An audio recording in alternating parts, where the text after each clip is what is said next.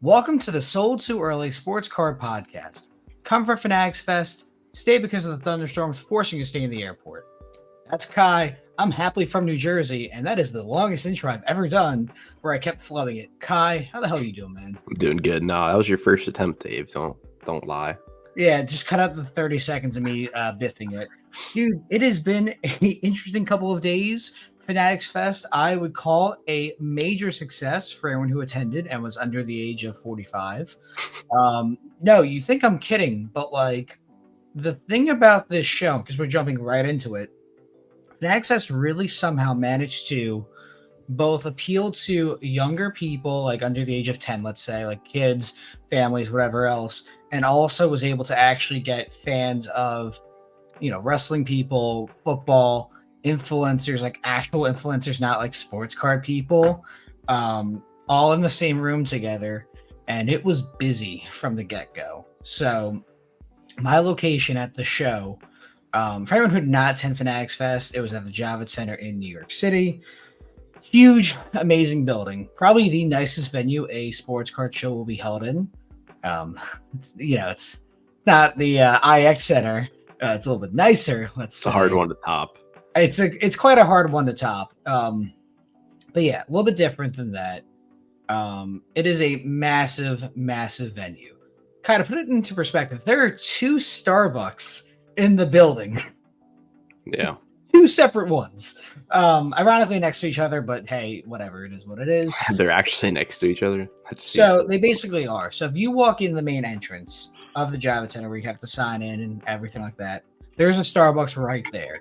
Once you get through that security and that initial thing, there's one if you go downstairs. So technically there are 2. They're basically next to each other, but still kind of funny. They had a lot of food options in there, both fast food like Starbucks and like actual like grab and go things. It was actually pretty decent, expensive, but like pretty, good, all things considered. The venue was amazing. They really did a good job of maximizing the space for actual like sports fans. The card show itself was maybe the last third of the room, maybe the last quarter of the room even. There was so much stuff getting people in the doors. There were things that happened during the show that kind of the older people and the people who are going to be negative are going to latch on to. According to what I heard, Fanatics wanted to sell 100,000 tickets. They sold about 17,000. They were pretty expensive. I think it was like $50 per ticket. And then under like the age of like 10 or something, it was like 35 or $30. I don't remember the exact number. Which is obviously like from a financial perspective, you want to sell more. They gave away a bunch of tickets. They ended up discounting them. So like they clearly like over promised and under delivered on that aspect. But in terms of like the show, the only bad things that I heard were the autograph queues being a mess, which is ironic in a way. They were just a disaster from what I heard, which took some time to fix even during the show. I think by Sunday they kind of figured it out. And the VIP package was kind of ass. I'm not sure if you saw anything about that, Kai, yet or not. No. So basically what happened was people who bought the VIP pass were entitled to some packs of cards, fast pass line for like getting in to see autograph, signers or whatever else, and then getting into the show early. The line was so busy that the VIP pass did not matter for getting into the show, like maybe a couple minutes. The packs they gave you were really, really bad. It was like Big League and like maybe Heritage, maybe, and like a soccer like Series 1 pack, whatever the equivalent would be. So that was really bad, and that frankly was something that's pretty egregious. I don't care who you are. It's not a good win. It looks very shitty. You should have bought like a hobby box and then a normal ticket. Like actually would have been worth it instead. And I had a friend who reached out to me who actually attended the show as a VIP named Brian, who actually like came up to me at the show and like said he enjoyed the podcast with like a fan. It was very, very cool moment. There were like 5 or 6 different times someone came up and like said nice things to me, which is really unusual. Just in general, just to hear nice things. So thank you. That actually really did make my weekend more than anything else. But I'm just looking at the DMs that he had sent me before the show. what happened was there were also exclusive packs that were sold at the show. There was the Topps Chrome box. I don't know what it was exactly called, the Fanatics exclusive packs. The Travis Scott one? That was the second one. So two different kinds of boxes were sold at the show exclusive to Fanatics. Travis Scott, which was a big major success for a lot of people, and the Fanatics exclusive one with like the parallels of like the city skyline. You had to win a lottery to get a Travis Scott entry, but they did actually clean up the Topps Chrome box line on Saturday or Sunday, where if you had a fast pass, you can get in line earlier, and they gave everyone $100 in fan cash to kind of make up for that experience being kind of an ass. So they actually tried during the show to make it better for people. So I think from that perspective, they deserve some actual critical feedback. I think that's kind of like fair to say to someone. But in terms of like hosting the show, organization, feel, experience, getting quality people in and out of the show, both from like randoms who came up to the booth and dealers, it was an absolute A+, and I'd be shocked if anyone who set up and had the either respect of other dealers or vendors to like say hello to people, which was an actual complaint I heard a lot too. People were not being friendly who were vendors, which is really bad. If you were kind of respectful to people, you did very well this show. Yeah, I feel like the things you mentioned that were kind of like the cons or things that need to be fixed, I think most people that put on a show would rather those be the issues and like basic human necessities as the issues. Yeah, I mean, listen, the bathroom situation at Java Center was actually pretty fine. They actually did a pretty good job cleaning the bathrooms. It was fairly well organized, wasn't that bad. I mean, it's a bathroom, it is what it is. Food options are pretty good. Expensive, but that's just kind of like New York City. It was frankly cheaper to go to Starbucks and get food than buy from like the actual food businesses in the Java Center or like in that location. So be it. It was cold. It was properly air conditioned. Casey, my wife, came with me 2 of the days. I told her to bring a jacket, and like she needed it. It was cold in that room. The booth setup was actually really nice as well. So it was like a square. You know, it was a 3 sides, not triangle. That doesn't make sense. But like, it was 3 sides of a square, let's say, and you sit behind it with like the open side behind you, and it worked very well. We got 6 showcases provided with the booth. Everything cost about $3,000. We actually got upgraded to a corner spot by EJ for free. He's one of our friends. He was supposed to potentially be on the podcast today, but just due to scheduling and like him flying back home and all the other stuff could not make it happen. But that would have been a really, really successful episode. God damn it. I'm only a little salty I couldn't make that work. I did tell him 4 a.m., dude. I would whatever time you needed, gotta get them views. No, but EJ was great. I got a chance to see him for a couple minutes. He was working, and you could tell that this was like a true labor of love by him and his team. Just like it was a really cool thing to just see like actual celebrities, not just like, and make out your hobby influencer, I love you. Like actual fucking celebrities like Tom Brady, Rob Gronkowski, Isho Speed, Jake Paul, Livy Dunn. More. I'd be lying if I knew everyone who Travis passed Scott, obviously. Well, Travis Scott, I actually did not see Travis Scott at any moment. I saw him like over a few times. But they were like walking around. Now they had security with them, and it was really kind of funny watching them kind of like interact with like normal human beings. Because let's say like Isho Speed walks by, and for anyone who does not know who he is, he's a huge streamer, one of the largest out there. I'm not sure like how many followers he has and subscribers. Millions of followers, just children running after him, and also like occasionally like an adult. It was a little weird. Who else was there? Grant Williams, who is now on the. He's an NBA player. Yeah, Grant Williams, NBA player. Actually, like cool to see. Was getting into sports cards, by the way. Super nice moment. He's on the Hornets now. Cool. He pulled the True Gold Luka Doncic NTRPA, and it was really funny to see that moment live because he was literally behind me as he did it. So funny. Oh, dude, super badass. Happy for him. Very cool moment. The amount of dick sucking that was going on because he was an NBA player and like people wanted the card, was actually really amazing to watch.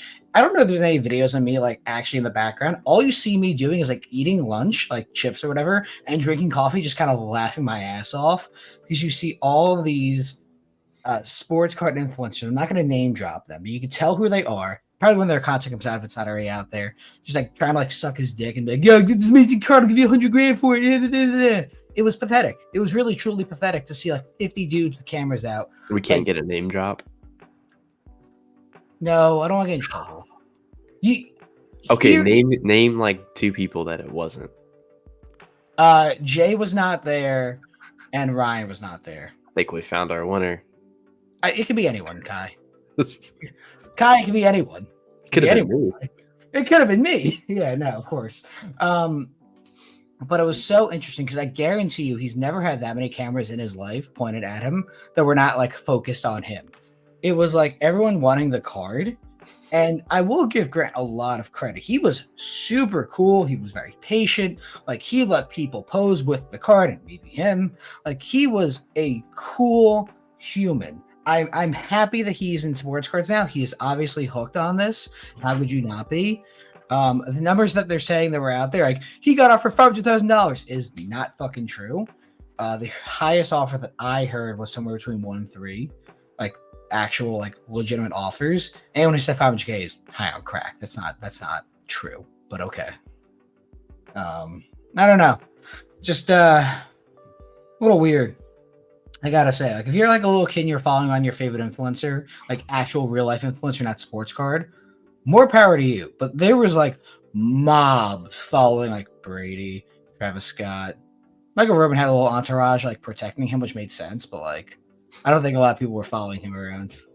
Yeah, I thought that was a little interesting. I mean, I get it. Like, I get it too, but like, it's just weird. I don't know, man. It's neat if they're like there, you say like, hi to them or like what's up. Lane, our friend Lane, sold Jake Paul some cards.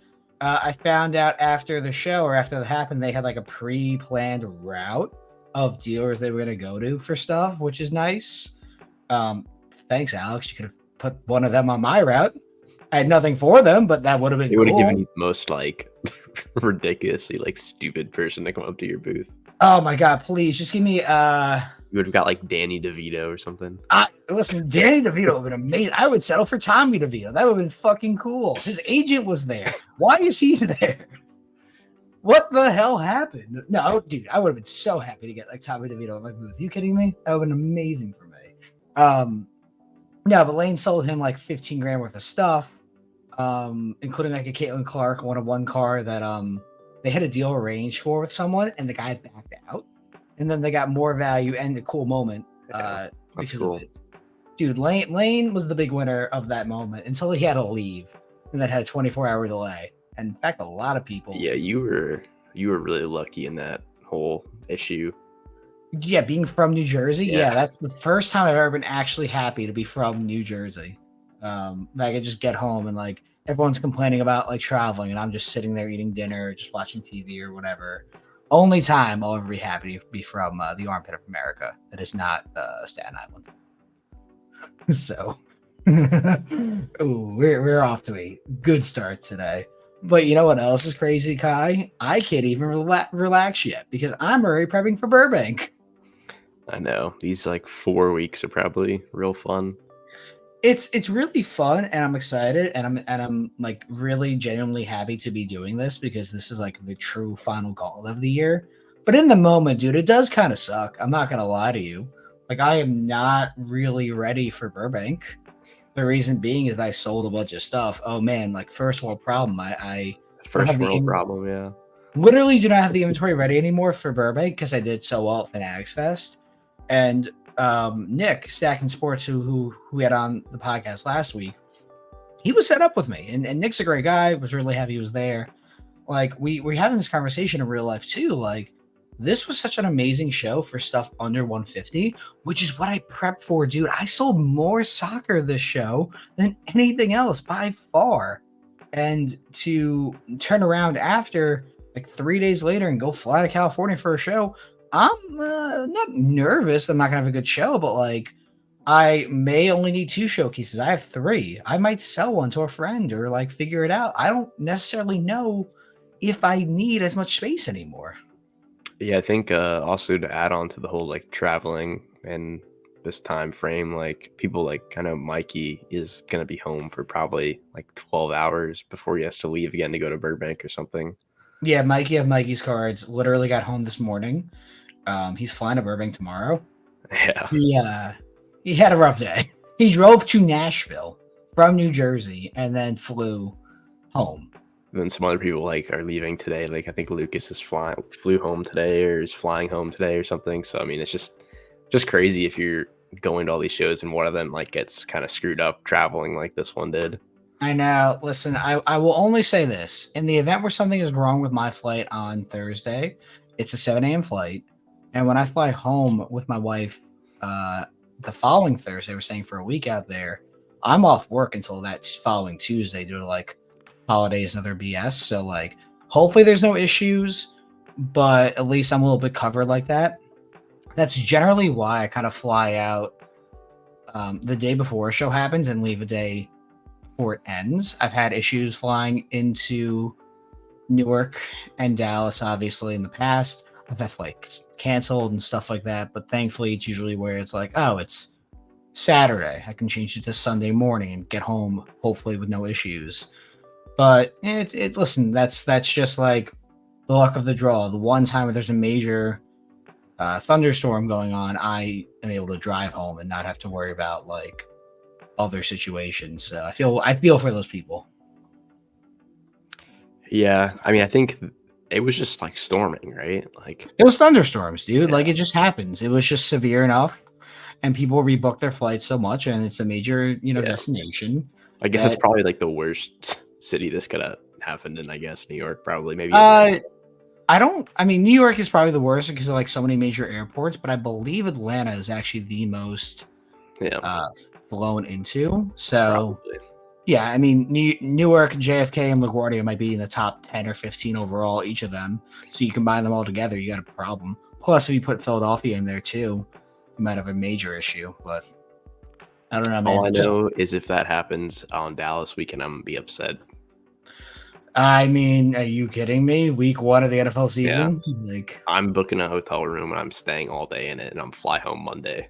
yeah, I think I would lean towards that too. Like, because we're gonna be set up together anyway in Dallas. Like, I'm gonna bring my laptop, so I would just put on Red Zone Yeah, in the event where I have to be there on Sunday and just like pray there's no other issues. But I don't know, man. What a brutal time, unfortunately. But isn't not interesting, but like I don't know, man. We're in a good spot here. I think that I really want to reflect more on Fanatics Fest as a whole, but I just know that I can't like take a break and breathe right now because Burbank is, dude, 36 hours from now, I'll be getting up and going to the airport. Like, it's crazy to me. do you think? I don't know. I guess do you anticipate Burbank being worse in terms of like how well you do, just because you don't have Um, much inventory that you'd want to have there? I think that's possibly a realistic option. I mean, I have been able to buy about 10 grand worth of stuff in a 24-hour window. It's not the best stuff I could get, but I needed quality stuff. I have one more deal in place, hopefully, to get some Kevin Durant things in. If I don't get those, that would be kind of annoying. But I have a lot of soccer, a lot of decent value stuff, and cash. I mean, like that's fine. It's a fine position to be in. It's not the worst thing in the world. Um, but I just know that I could easily go down to 2 showcases instead of 3. So I might try to sell one, but I don't know. This is like the best of both worlds where I now have good inventory and some cash free, but it's just a timing thing where I hope to have everything organized before Wednesday night or Thursday morning, but I can't guarantee it. And I I don't know. I feel okay about things. If I leave California next Thursday with an empty briefcase and some cash, or I break even on the trip overall because it's going to be about how much is it gonna be? About $4,000 to be there for a week, including the show, which is like the major expenses. Obviously, if I break even on that and have fun because like we're gonna do Disneyland and see my brothers out there and like other bullshit. Like then I think it's worth it. But I'm not expecting to make money in Burbank unless something crazy happens. Yeah, I mean, I think if it happens to be like this time of the year where you don't have as many cards as you want, I think that's probably the best case scenario, though. I mean, the fourth quarter, I feel like is the best time to have cash to buy stuff. So Yeah, I mean you're absolutely right. Like this is only the second, I guess a third of 5 shows I have to prep for because National, obviously Burbank, then Dallas. 2 weeks after that, but a week of that I'm in LA. Oh, it's 4. Wait, National, Burbank, Dallas, and then a local show the weekend after that. Like I have nothing ready, dude. This is gonna be bad. it's a random question. I was just kind of thinking about it, but do you think there's any correlation between there being no shows in like late November, December to like kind of cards going down in general? Or do you think I it's think just it's like a holiday thing? I think it's 100% correlated and accurate because, that's Thanksgiving and Christmas time. Like you're not gonna have a show going on then. Like no Dallas is gonna go on Thanksgiving weekend. No Fanatics Fest is going on. Is there not a Dallas in November, December? No, there's one in November. It's the same weekend as Fanatics Fest in Orlando. Yeah. Oh, yeah. It is, and I'll tell you that in 2 seconds. It's like the 1st to the 3rd, I think. Dallas in November is October 31st, November 3rd. Yeah, Halloween to the 3rd. Yeah. Which is still kind of a tough weekend. I mean, like, it's not 4th of July. Yeah, Halloween is like, if you're not a kid, I feel like it's like not really anything. I mean, Halloween is like a single guy is my favorite holiday. Like, you either got free candy if you were a little kid or you got to see girls like in like good costumes. Like, I'm sorry. Like, now I'm happy and married, so I don't really give a shit anymore. Yeah, but it's not like a federal holiday.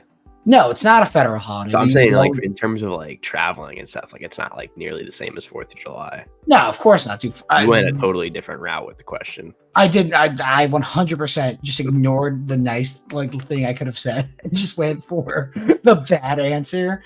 Yeah, in terms of holidays, that would be the worst for a show. I mean, other than like Christmas and New Year's and all the others. Valentine's Day is maybe like Easter. So, I think Lucas's show is Easter. Is that really Easter? I think it is. I mean, Easter's so weird because it like falls like randomly between like March and April every year. Easter this year is April 20th. I think it is Easter weekend. My wife was giving me shit about that, but yeah, we'll have to see. Yeah, she's gonna be able to come with me to that show, which will be fun. I don't know how much they've announced about that or not, so I know some things I should not say, but yeah, we'll have to see what the date is if they officially make it. Yeah, all I know is that I will be attending that show and that You're not going to Easter? I mean, I'm not gonna stay on Easter Sunday. I'll probably fly in like Wednesday night and leave Saturday night. Yeah, I don't really want to be driving like 5 hours on Easter. I didn't think about that. Can you fly to Miami from you? I mean, I could. I would just much rather drive like 4 or 5 hours than do the same like 4 or 5 hours in the airport. Yeah, I guess so. I mean, you could theoretically. I guess you could. Oh, it's April. I mean, it would only be like a 45-minute flight probably, but like I'd rather drive an extra hour than do the whole airport. Yeah, I mean, there's no major sports going on unless you went like to a Marlins game on Easter Sunday. I'd rather just go to like a restaurant or something. Yeah, that sounds. I mean, that sounds. Go to a Marlins game by myself. That sounds kind of fun, but not really. I don't know. Yeah, that's a tough one. At least for me, I think Miami is like a 2.5-hour flight, give or take. Yeah, it's not bad. No, it's not bad at all. You probably don't even need a connection, right? It's probably direct. I have to imagine it's a direct flight from Newark. It has to be, yeah. Because I mean, I've flown from Orlando to the Northeast like multiple times straight. The only issue is that that is spring break weekend in New Jersey. So is it really? Yeah, we have a pretty late spring That's break. weird, yeah, because spring break here is typically like middle of March to like first week of April-ish. So like all the like people that go to Miami for spring break will be probably done with, I would think. But Yeah, because Casey's a teacher, so like she already knows she has off that day, oh, that's those perfect. days. Yeah, no, it worked out perfectly that she'll be free. But I And just then imagine you don't work anyways, so you can just go I wherever you want. I occasionally click on my computer. Don't be a fucking narc. You Anyone don't who even have listens to to this submit the podcast. paid time off. You just go.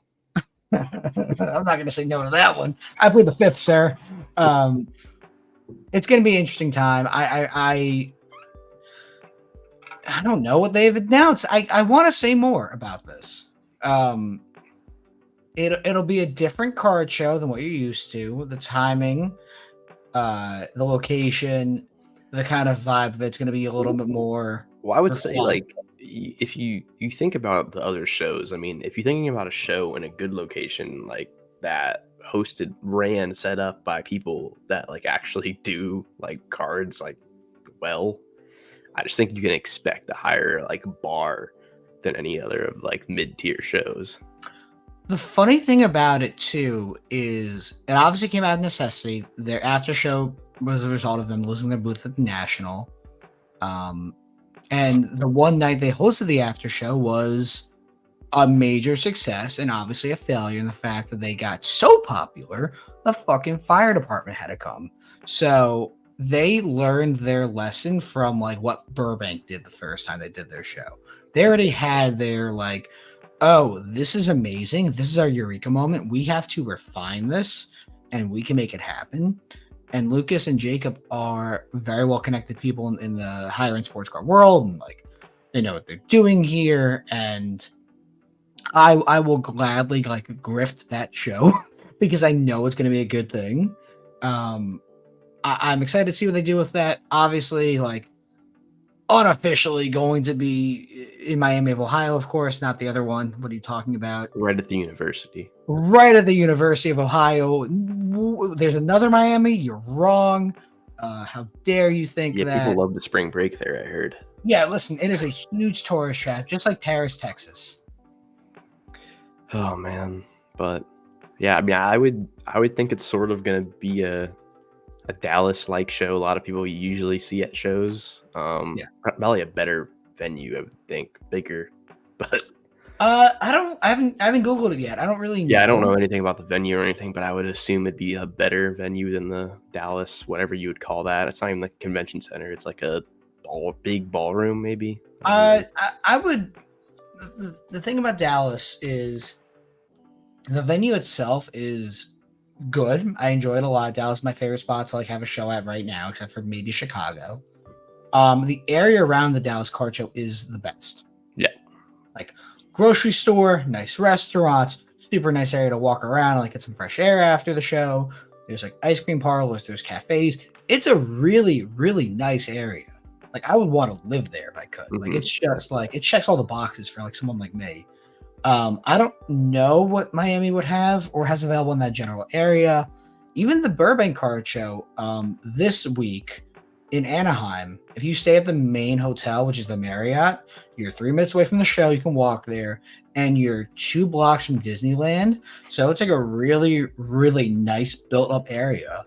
And I'm excited to like be there as opposed to Cleveland, Ohio, where while we had a nice hotel, you had to Uber to everything, and that kind of sucked ass. And I was not really looking forward to that. There's some things I got to fix. Over under 4.5 posts with someone with a sports card inside Disney. Ooh, that's a good question. Is it an influencer or is it just like someone like buying cards and like flexing that? Probably, I would say a combination, like your entire feed. I think 4.5 is a very fair line. I'm going to push the over. I'm gonna say over 2. I think that what's going to be, and I'll also influence this. I'll bring like a fucking shitty like Gavin Sheets card or something stupid. Are you just gonna go to Disney? We are going to go at least one day. We have to. Like, we're going to be right there anyway. It's a week-long trip. Like, I'm going to Disneyland at least one day. And it's not going to matter which day because people don't work in California. What are you talking about? Neither do I. Like, it's perfect. Match made in heaven. I'll figure it out based on the schedule and like weather wise. Apparently, it's gonna be like 80 and sunny every day, so it's not gonna matter a ton. That's but nice. I know, I'm excited. You want to really quick one more over under? Go for it. How much is a medium soda gonna cost in California Disney? Over or under $11.50? I was gonna say under. I think it's gonna be like $8.75. Okay. You want to check this? I'm gonna check this real quick. I don't know what I would say. That's a tough one. Ooh, hang on.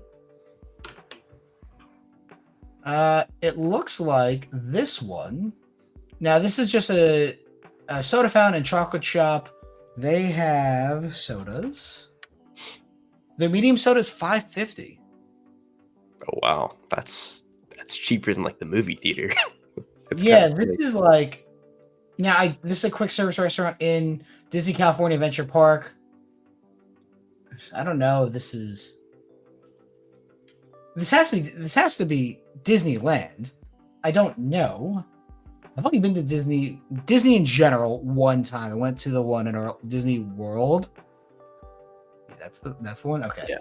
I was at Disney World one time when I was 16. It was badass. So I've not been in a decade. So it's funny because Disney like is so just overblown. Like when you live like 20 minutes away from it your whole life. I mean, that's how I feel about New York. I feel like Yeah. New York is severely overblown.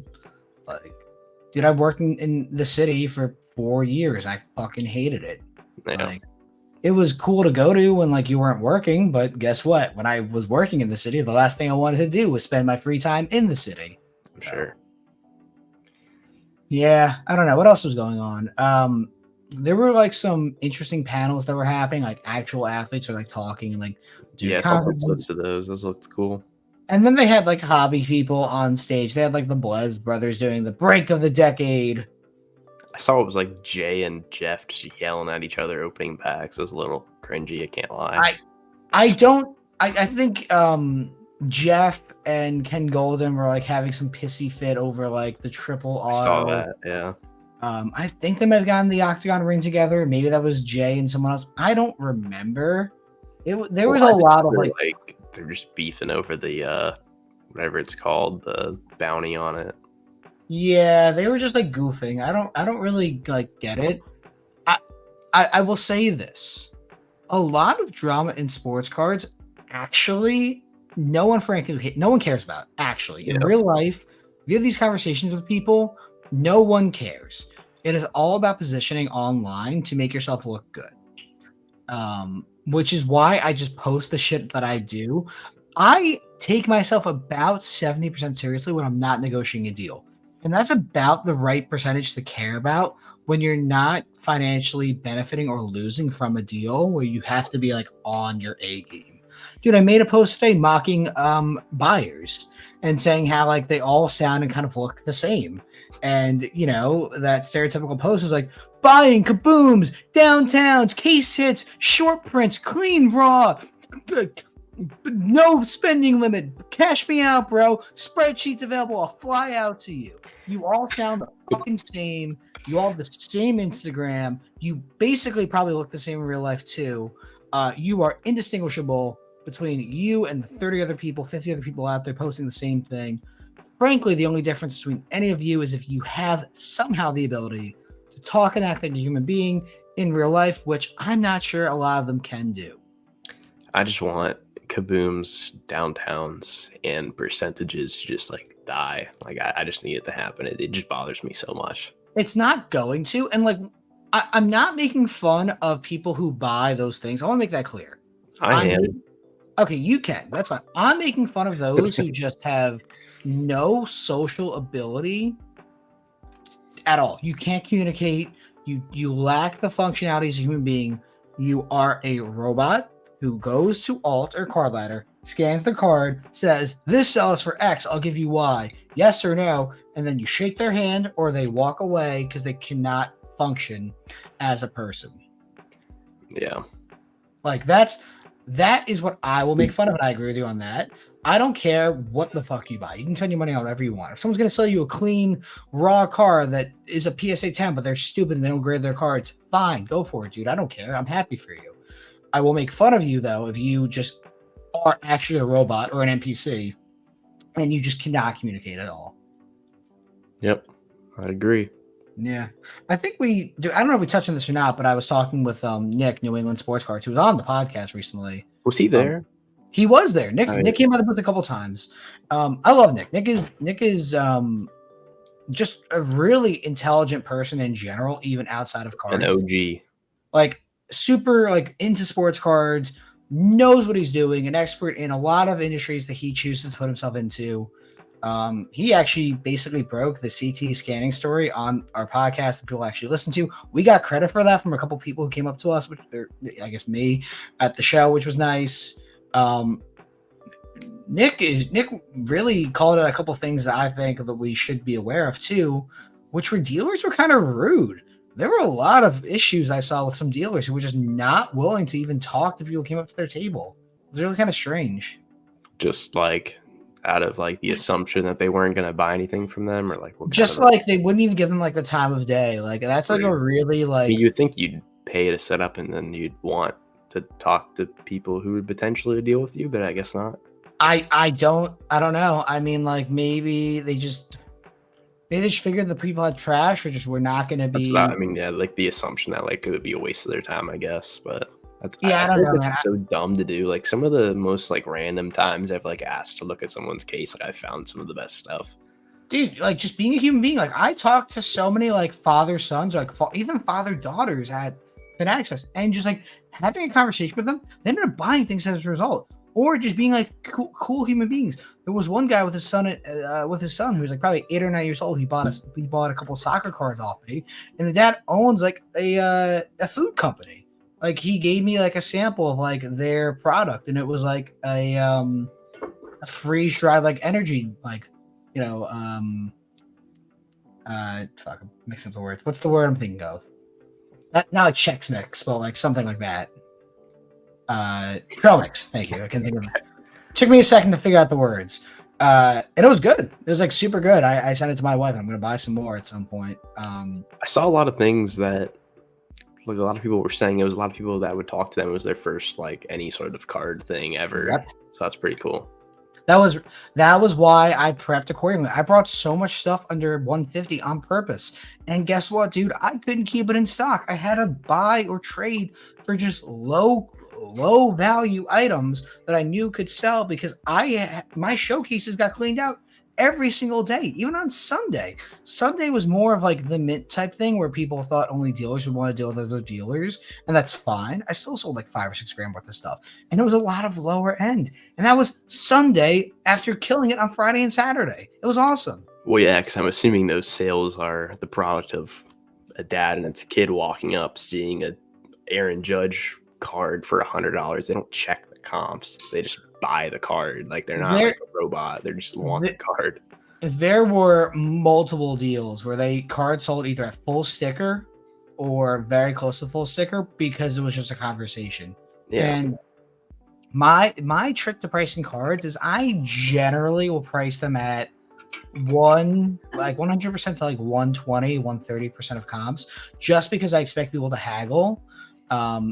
And any card that actually Snap sold was priced at the 100% number. Everything was priced in the last 2 weeks. Everything sold accordingly.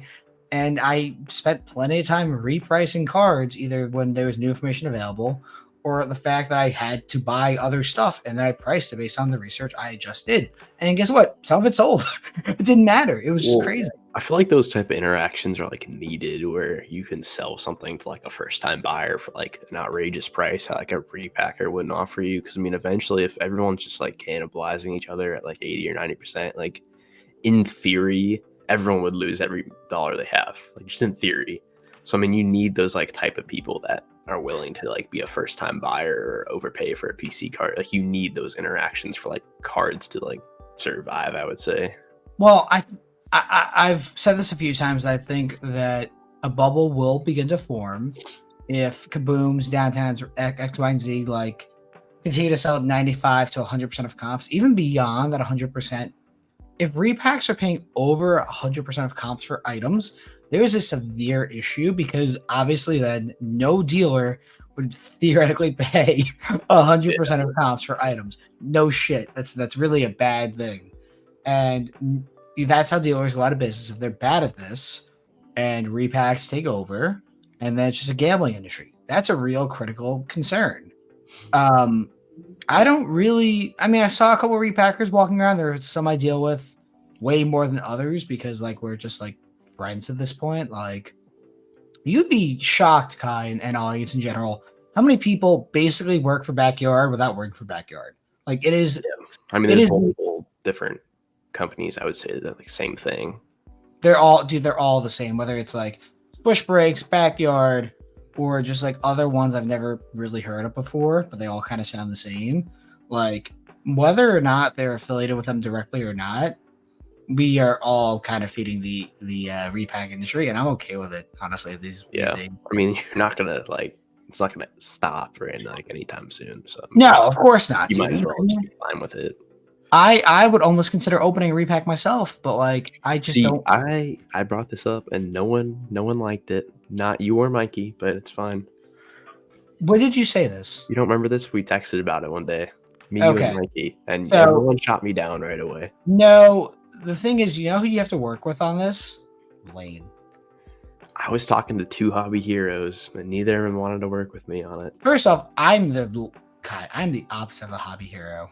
I probably am the actual either best person to have a repack with or the worst, because I will grift it in the opposite direction. I will make it sound so goddamn bad or good, and you can't tell me what to do on that, but it would be really funny and it would probably be successful because you attach names like you or Mikey or Lane or myself or all of them, and you know that Lane builds quality repacks. If there was ever a day where he was like, I'm doing this myself, you hit your ride and help him out, and you build probably the best repack on the open market, at least compared to some shit on Whatnot. Yeah, well, I think more so even like the name marketing part, like we all like know what we would want to get in a repack, like at certain price points. If we know Zion Mosaic base PSA 9, yeah. Exactly. We definitely don't want any like cool game use patches or anything like that. I strictly only collect Ja Morant NBA debut Mosaic PSA 8s. PSA 8, yeah. I was hoping you didn't say 10. No, that's wait. Do you understand the price point we're at? Listen, we're charging $250 per pack, and I need my profit margin to be at least 85% for every single card sold. Best I can pay you is 10% of comps. You got at least me on the bone today. I just got some great news. This has nothing to do with anything, so don't get excited. But we're starting a Dynasty Fantasy League for my home league, and I got the 5th overall pick. I'm pretty excited about that. So you're gonna draft like, who are you gonna draft 5th overall? Interesting. It's a super flex, so quarterbacks are like pretty highly valuable too. Do you draft like a Mahomes at? I've never done a Dynasty draft in my life, so I don't know. Well, Dynasty's a lot of fun, but like, how long do you get to keep your players? So, forever? I think so, and then you just draft rookies. So then you maybe draft like either like a super young running back, like you might even want like a Breece Hall type. Oh yeah, 5 might be out of range of like Breece or Bijan, but I don't know. We'll see. You might be able to get Bijan at 5, or you get like a Mahomes, and you just kind of like. We've been running this league for like 8 or 10 years now, so we finally made it a dynasty, and we just got the draft results, so I'm pretty happy with that. I like 5. I like 5 a lot. In my dynasty, I'm drafting at 6. What's super funny is my draft takes place when I'm flying to Dallas. So I'm going to get a proxy to draft for me. I'll figure it out. Like maybe I'll even ask you or like Mikey or Lane or someone or like one of my friends back home. That'll be tough, but I'll kind of figure that out as I go. Is it you're drafting the first year of a dynasty? No. This is a continuous dynasty. This is not like a one where you keep all the players forever. This is one where you keep 3 for 3 years. A keeper league. Yeah, it's keeper league. My bad. Gotcha. I said dynasty. I'm a keeper. My keepers are Devon Achane, Chris Olave, and either Kamara or Kyler Murray. Oh yeah, didn't you draft like them in absurd rounds? Achan I have in the 14th round, Olave in the 10th, drafting them both as rookies. Power I have in the 16th round, Kamara I have in the 7th. Nice. So, like, I'm leaning towards keeping Kamara because just like that's the starting running back in a pretty good round. And then if 6, I'm guaranteed one of like Jamar Chase, Derrick Henry, the rookie running back who like everyone likes, Devontae Adams, and like 2 other running backs. Like I'm guaranteed like someone good at round 1. Yep. So that'll be fun. What else? What else is going on? This is the middle of the gauntlet. I'm kind of looking forward to like a month from now when like I'm not doing shows anymore and I'm kind of just chilling and I don't have to worry about anything and either I have a bunch of money free or amazing cards and I can fuck off and like not pay attention for like 2 weeks. I mean, how many shows do you have after Dallas? My local show here, which is like a half mile from where I live. I don't count that, but yeah. I don't count that either. That to me, honestly, is like the best show in the world because it's 2 minutes from my house. I'm considering Nashville in October, not because it's a good show, but I would go on like Friday night, buy on Saturday. I would go with an empty Zion case, buy on Saturday, and then fly out Sunday night after the Titans game. Which if I can get someone to go with me to the Titans game, I'm going to do the show. It's really not about me setting up that show. I have no interest in setting up that show. It's a very large show, but it's very, very mid. They have gone with like what's a good example? They've gone with like the Subway or Walmart approach, where they just want as many things as possible, as many tables as possible, many locations because it generates the most buzz. Oh, this is an 850 table show. But they just cannot feasibly sustain that. So it's a very, very mid show that could be realistic, like 250 to 400 tables and be like good then. Gotcha. Like other than that, the Chicago Spectacular I will be at in November, and November Dallas, and that's it for the year. So not too bad. No, it's not. I mean, I could do Atlanta. I'm not interested in doing Atlanta. It's the same weekend as a local show here in New Jersey, which is my excuse for not going. Isn't Atlanta also the same weekend as something else, like major? It is the weekend after Dallas. Gotcha. So, like, if I really, really wanted to continue this gauntlet, I would go to Atlanta. But, like, once again, I'm not doing it. I don't want to at all. And then I don't know what other major shows there are after mid-September that like I've not thought of. Like maybe Minnesota's up there somewhere, maybe Denver, maybe San Diego, but like those are clearly like tier 2 or tier 3 shows that are just like not worth it, especially after just like these bangers that have been going on for the last couple weeks. Are you definitely set on doing Dallas and Halloween weekend, or would you do? I have to do it. Listen, you don't want to sell 2 booths. The booth is in my name. I could theoretically sell the booth, but I guess I can. Fuck it, I can say this. Who cares?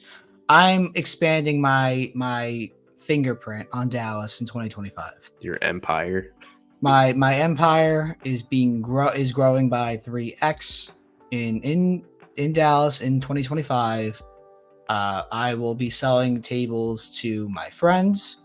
Mikey will be at Dallas with me in the future, and my friend Zion. Both people have been on this podcast. I actually don't think you've met Zion, have you? What? PBG cards. I've met Zion like 7 times. Has he? We run the We podcast. literally sat next to each other at the trade night. Oh yeah, The after show. Kai, I'm sorry, dude. We literally held his bags for him at the I national. don't know if you met him. I fucking shut up. I'm sorry. Like everything kind of blends together these days. That's racist, but you know. That is the literal we won't opposite. get into that today. First off, that is the literal opposite of racist, Kai.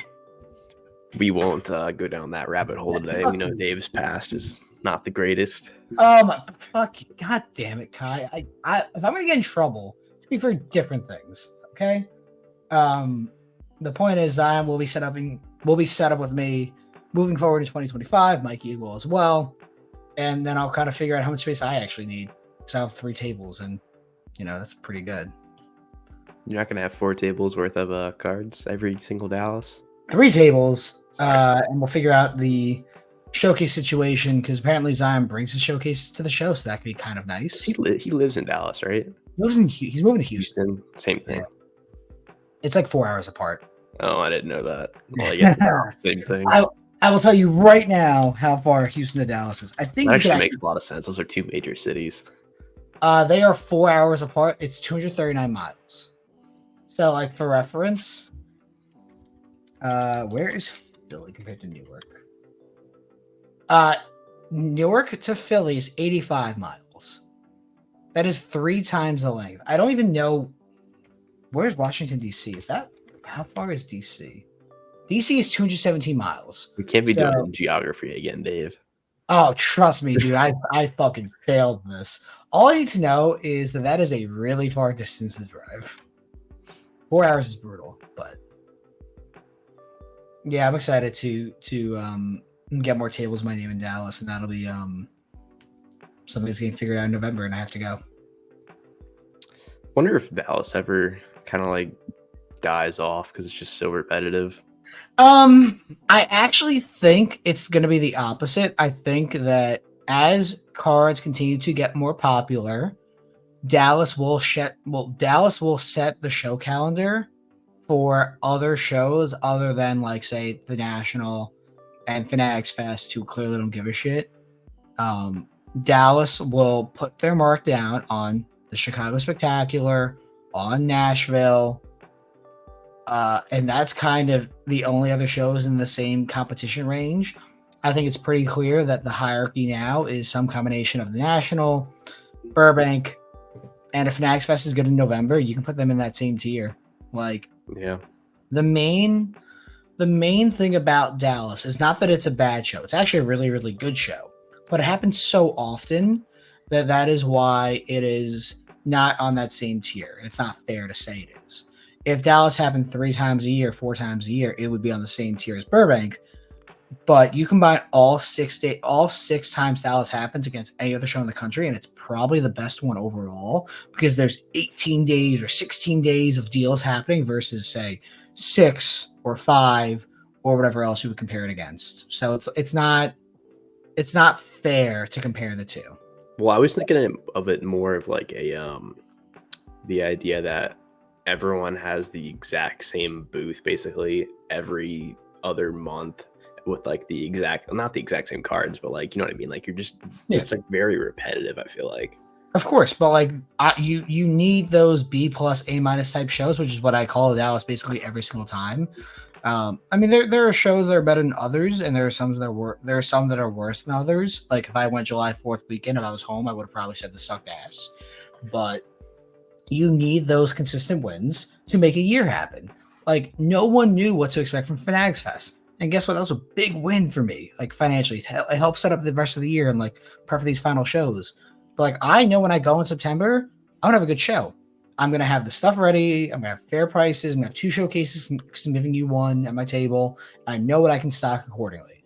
And I know that I'm going to have a good show overall. Going to be okay for buying, pretty good for selling, and get more cash in my pocket to turn around and do whatever I want to do for the rest of the year until, November, when I have to prep again for next show where I'm going to have football out, let's say, or buy football and sell basketball because, hey, this is when the hype cycle starts. Let me get out of this and buy something else. Yep. Yeah, like you need those to set the calendar, because if you're good at what you do, which we both are, and I think that'd be dumb to say otherwise, you prep your show inventory for that right when you know the dates. November's coming around. All right, cool. I'm going to buy this sport and sell off this one. And then, the first major show for Dallas in 2025 is probably going to be first or second week of January. Cool. I'm going to be buying baseball. I'm going to sell off basketball. I still have any. And like maybe buy football again if like there's decent stuff out there, good percentages. Yeah. Like this year will be interesting when it comes to who the next quarterback guy is. I feel like every year before, like you can kind of get an idea like for the next year, but like I really don't know this year. I think you're gonna see a good run up on Who do I think a year from now is going to be the real There's a major? lot of like weird situations, like dudes who could maybe just like they flame out really fast because they're like a second year quarterback. They're like dudes who are already established. Like there's not like a really like obvious guy like kind of Jordan Love was. I think of that tier of like Herbert, Allen, Burrow. They don't win like a super. Josh Allen. They don't win like a Super Bowl this year. I think their market finally tapers off pretty significantly. I think this so as time. well. Well, I've seen them taper off like now, like pretty decently. Like Burrow, Herbert, and Allen. Like they're probably the cheapest I've seen them in a really long time. Now, I would still buy those guys comparatively to like a Brock Purdy or a Stroud, Ethan Anthony Richardson. Like, I just don't. Richardson, I don't like his game at all. Richardson, I can see being quite hurt pretty often in his career, and he already had a shoulder issue. Like, pretty bad warning sign. Reminds me of his comp, which was Cam Newton, and at least Newton won an MVP before he started having shoulder issues. So it would not shock me if Richardson misses a couple games this year. So I'm going to pass on that. Aiden O'Connell is obviously benched for Minshew. Zach Wilson's basically flamed out of the league. Mac Jones, I would almost consider buying Mac Jones at these prices now, or if not lower, on the same principle of what I would do for Justin Fields. And I fucking hate Justin Fields as a player. You want to hear it? What's the principle? The principle is, I believe Mac Jones is on a 1-year deal with the Jags. Well, I think they're both just on the last year of their rookie deals, right? So what's going to happen is Mac Jones and Justin Fields, assuming that, I'm going to check real quick. They're on the last year. They're both on the 4th year of the rookie deal. They are, yes. So you buy them sometime soon. October, November, even September, give or take, maybe run something at auction or maybe see something cheap. They are both going to be in the league next year. There's no doubt in my mind about that. They're not going to flame out of the league that quickly. They're going to sign like 1 year or maybe 2-year deals with teams like the Giants or like the Raiders or the Rams. Each of those are going to go to their own separate team. They're going to have an actual chance to compete with a rookie quarterback like a Baker Mayfield did or a Sam Darnold did. Whether they win the job or not, the second they inevitably become QB1 because the rookie quarterback is not ready or an injury happens to JJ McCarthy, you fucking sell. I'm gonna buy both of them this year, and I fucking hate both of them as players. Well, you just ruined your opportunity. No, I didn't. No, I didn't. If anything, I'm calling it my shot right now. Because this time next year, I'll be out of those cards, and I'll do very well on them. But Justin Fields also gets a lot of lovers, which is really like weird. His market's still like decent for being. And he sucks. He's a Has it been announced if he's the backup? I'm assuming he is, but no, they've not announced it. Justin Fields is a bad NFL quarterback. He is an electric player, but he cannot make the throws. He's kind of like Caleb Williams with like the one less chromosome. I guess one extra one. Sorry, I don't know how it works. I think it's extra. Yeah. Tell me that's not a good comp. Caleb Williams. No, not Caleb Williams. Justin Fields is what people thought Lamar Jackson would be coming out of college. That's racist. How is that racist? Let's put A and B together. Kai, that is not racist. C. First off, how do I fucking get myself out of this conversation? I don't think you can, Dave. I don't think I can because I can't run from it. You can't. I can run from it like Justin Fields or Lamar Jackson. At least try to. I can try to. Here's how I get out of this conversation. They are both explosive athletes, but Lamar actually figured out how to throw the ball down the field, and Justin Fields just lacks the awareness to actually like consecutively deliver the balls he has to down the field. He can't do it. But maybe. But you wouldn't say they're like first one in, last one out type of guy. Guys, stop. They're not lunch pail kids or they just don't have like a really high football IQ. Now I do think Justin Fields is not a football IQ to be an effective NFL. That is true. That is true, Kai. I just said he doesn't have the awareness. I basically said just a really gritty football player. No, he's not gritty. He's not a student of the game. You're just listen. You're causing this, so I'm gonna take you down with me. Well, I just got sent a photo of our Dynasty League trophy we're going to get made. I'll have to show it to you off camera, Dave. Oh, it's not appropriate? Unfortunately. Is it similar in the vein to the shirt you wanted to design me for the National and how I was very friendly and wanted to buy at 95% comps of Wander Franco, Henry Ruggs, OJ Simpson? No, it just says something funny on it. Oh, God. Just send it. Just send it to me. I'll get it after this. I think we're... How do I get out of this racist conversation? By ending the podcast. Thank you guys for watching and listening. Next week, I'll figure it out. I'm moving on vacation. We have to do a week where we talk about like football predictions. Well, we can actually, what we can do for that is next week we can either talk about that or the following week, because that'll be the Tuesday before the season starts. So that could work out. One of those two. We'll kind of figure it out. I'll try to make myself available for the podcast next Tuesday, but TBD, obviously, because I don't plan this shit at all. You guys watching and listening next week. Maybe me, but if not, I'll see you in 2. Bye.